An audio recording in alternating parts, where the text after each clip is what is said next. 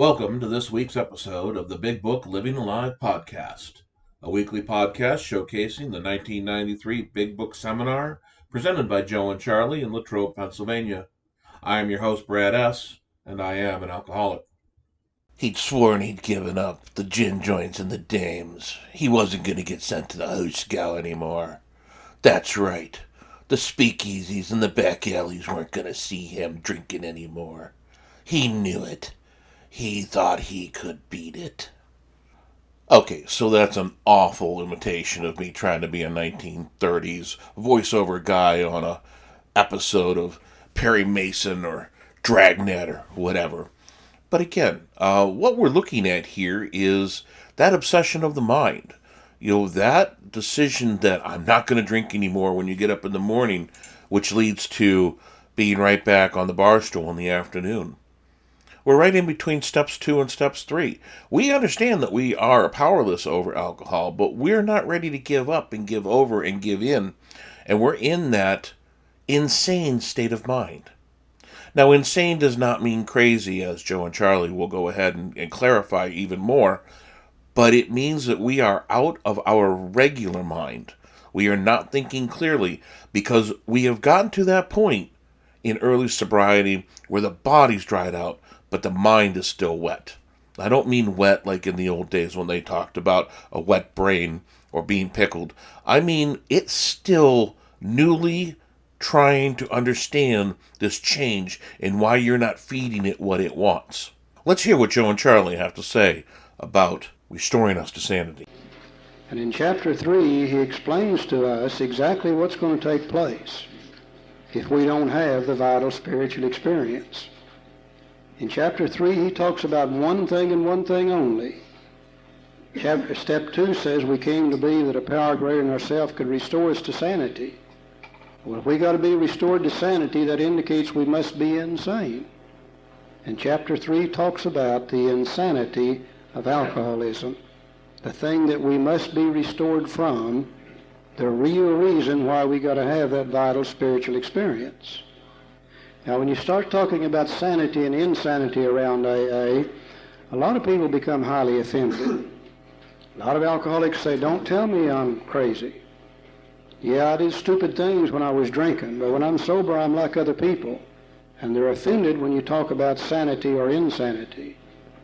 Other people in AA say, "Well, I didn't have any trouble with that insanity at all, because I remember all those crazy, stupid things I did while drunk." No, in either case, they're wrong. In the first place, insanity does not mean you're crazy. If you're crazy, you've lost more than half your marbles. And you got to be locked up somewhere to protect you in society. We are not crazy, we are insane. Insane and crazy are two entirely different words. Now, the things that we did while we were drinking, the crazy, stupid things we did while we were drinking, that was caused by a mind filled with a sedative drug called alcohol. And if your mind's filled with a sedative drug that lowers the inhibitions at the same time, look out, you're going to do some pretty crazy, stupid things. But that's not insanity, that's caused by alcohol itself. In order for me to really understand this, I had to go back to the dictionary, look up the word sane. Sane means to be whole as far as the mind is concerned, wholeness of mind, or the ability to see the truth about everything around you. If your mind is sane, complete, and whole, and you can see the truth about everything around you, then you make decisions based on truth. And when you make decisions based on truth, then life is usually pretty good. Insanity simply means to be less than whole. Not crazy, just less than whole. If you're insane, that means you can't always see the truth. And if you can't always see the truth, sometimes you make a decision based on a lie. And if you make a decision based on a lie, then usually you run into trouble. I think one of the best ways to describe it is if I would take a pie and put it in front of me and cut it into 10 pieces. And you come along and I give you a piece of that pie. Well, my pie is now less than whole but it's still got 90% of it. Somebody else comes along and gives them a piece of pie. My pie is now more or less than whole, but it's still got 80% of it. Insanity does not mean you're all gone. It just simply means you're not quite all here. And when it comes to alcohol, it seems as though from time to time we're not quite all here. Because from time to time we can't see the truth about alcohol. And we make a decision based upon lie, and then we take the action on the lie that leads to extreme difficulty. Let's look at the state of the mind just before we take the first drink. And just before we take the first drink, we are stone cold sober. Let's see if we can see the truth or not. Let's see if we're sane or insane just before we take the first drink. Remember, Charlie had been talking all morning about the main problem of the alcoholic centers in the mind rather than in the body. And then sometimes I live my life based upon a lie. And if I do that, I'm bouncing off of the truth, and causes me problems. But if I can see the truth about any given situation, I can have peace of mind because I'm living in the truth. This chapter is called More About Alcoholism. It could be called More Truth About Alcoholism, because I need to see some more truth about what is my problem. See, I do better when I know better. I always have. And as we said earlier, to know the truth, and the truth will set me free. So we're going to see some more truth about alcoholism. Now, most of us have been unwilling to admit that we were real alcoholics. No person likes to think he is bodily and mentally different from his fellows. Therefore, it's not surprising that our drinking careers have been characterized by countless vain attempts to prove that we could drink like other people. The idea, it's in the head, that somehow, someday he will control and enjoy his drinking is the great obsession of every abnormal drinker. The persistence of this illusion is astonishing. Many pursue it into the gates of insanity or death. We learned that we had to fully concede to our innermost selves that we were alcoholic. This is the first step of recovery. The delusion that we are like other people or presently may be has to be smashed. We need to see the truth, and only this truth will smash this lie that we're living in. Now, in these two paragraphs that Joe just read, Bill has used 4 words that all mean basically the same thing. He used first the word obsession, the great obsession of every abnormal drinker. Now remember, an obsession is an idea that is so strong it overcomes all ideas to the contrary. An obsession is an idea that is so strong it can make you believe something that isn't true. The great obsession of every alcoholic is someday he will control and enjoy his drinking. Now we know that that's an impossibility for us to do. And to believe anything other than that is to believe a lie.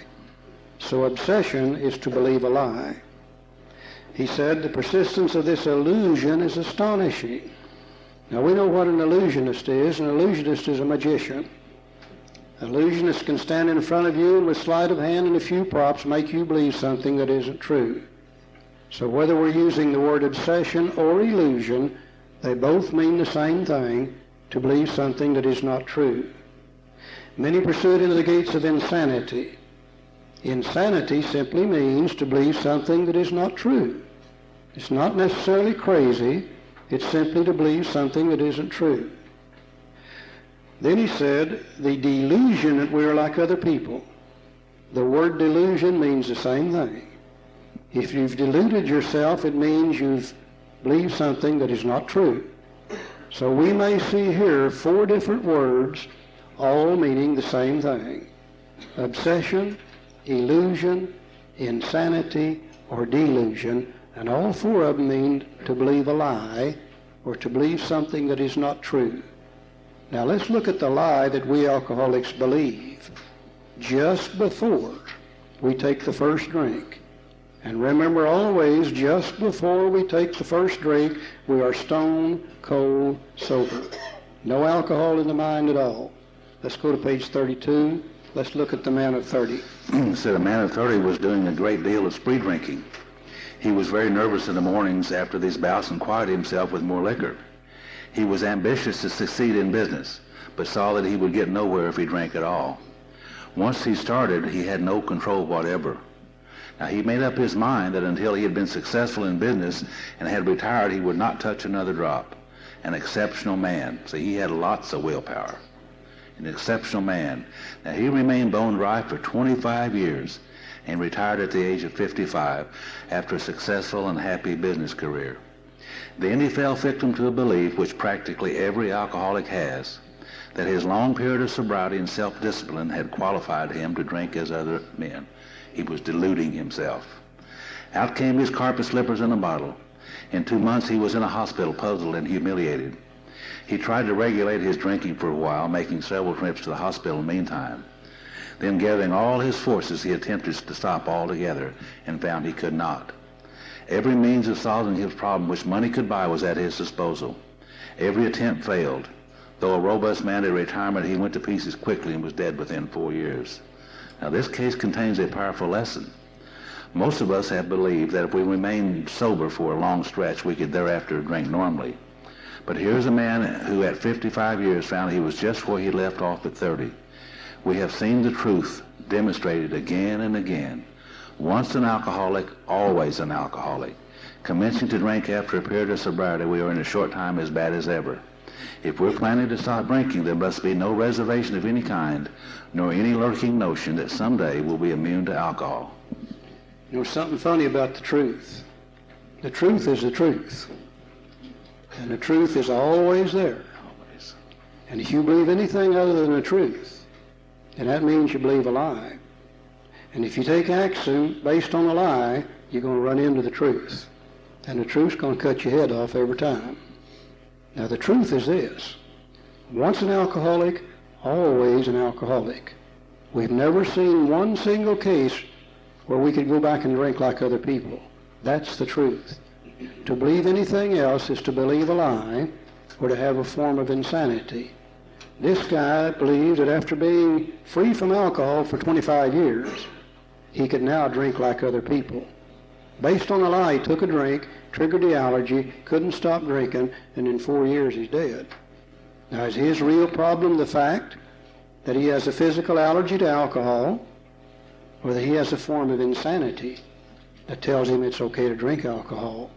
The real problem of the alcoholic centers in the mind rather than the body. Just before he took the first drink, he was stone cold sober. He believed a lie. He had an obsession. He deluded himself. He fell for the illusion. He became insane, and he took a drink. Then alcohol killed him. Let's go over to page 34. I use this little idea a lot in my own personal life today, that if I'm feeling any kind of pain in my life, it's because I'm living the lie, and I need to see the truth about that in order to get over the pain. So I use that idea today when I'm having pain in my life. Page 34, second paragraph. For those who are unable to drink moderately, the question is how to stop altogether. We're assuming, of course, that the reader desires to stop. Whether such a person can quit upon a non-spiritual basis depends upon the extent to which he has already lost the power to choose whether he will drink or not. Many of us felt that we had plenty of character. There was a tremendous urge to cease forever, yet we found it impossible. This is the baffling feature of alcoholism as we know it, this utter inability to leave it alone no matter how great the necessity or the wish. How then shall we help our readers determine to their own satisfaction whether they are one of us? The experiment of quitting for a period of time will be helpful, but we think we can render an even greater service to alcoholic sufferers and perhaps to the medical fraternity. So we shall describe some of the mental states that precede a relapse in the drinking, for obviously this is the crux of the problem. What sort of thinking dominates an alcoholic who repeats time after time the desperate experiment of the first drink? Restored to sanity. That's the key to this week's episode, I believe. We need to be brought back to that place where the idea of drinking and the act of drinking and the desire to drink all are under control. Because that's how I beat this every day. If I do not let that first drink happen, I do not trigger the obsession, I do not allow the body to have the drink that it craves, and it still craves it today, and it will crave it for many years. And as the example that was given in this week's episode of the gentleman who gave up drinking for many, many years, and then when he retired and thought he could drink like a gentleman, picked it up and was as bad, if not worse, than before. Because that's the ugly truth of this disease. We're not like regular people. We're not able to handle that one half a drink during the course of a dinner, or having a cocktail left with a sip, or maybe the ice not crunched up just to get that extra little bit of alcohol that we can squeeze out of the ice. Oh yeah, there's alcohol in that ice. I know it. I knew it. But what I'm saying is, we cannot stop once we start. I had a really smart counselor in my outpatient who used to say, my addiction is out in the parking lot, just doing push-ups, getting stronger every day, waiting for me to come out and say, okay, I can have another drink, because it's going to pick me up and take me to a bad place, and it's just going to be ugly. What have we learned? Well, we've learned that this is not fake news, that, quote, once an alcoholic, always an alcoholic, as Charlie said. And stinkin' thinkin' leads to drinkin'. I hope you enjoyed this week's episode as much as I did. If you'd like just the raw Joe and Charlie portion of the podcast, that is available on our Patreon site. The link to that is available on our website or in the pinned comment. Until next week, this is the Big Book Living Alive Joe and Charlie podcast.